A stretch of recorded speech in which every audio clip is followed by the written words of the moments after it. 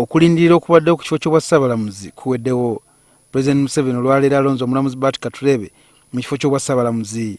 Ono abadde mulamuzi wa kkooti ey'oku ntikko. Katureebe agenda kuba nga amyukibwa Stephen Kavuma nga mu kiseera kino yabadde akola nga Ssaabalamuzi ate nga mu kiseera kye kimu era yakola ng'omumyuka wa Ssaabalamuzi. Omwogezi wa gavumenti Ofwono Opondo akakasizza okulondebwa kwa Bart Katurebe. Amangu ddala amanya gano gagenda kuweerezebwa eri Speaker wa Parliament asobole okutuuza akakiiko akakola mu appointments nga zino. Abakulu bano bombi bakoze, bannayuganda babamanyi, tetusuubira okuddamu okubaamu akanyolagano.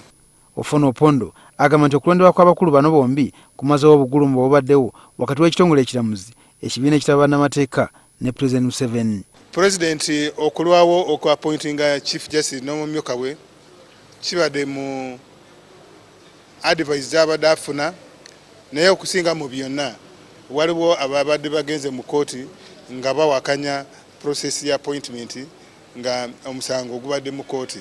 Nolwekyo bino byonna bikomekerezeddwa.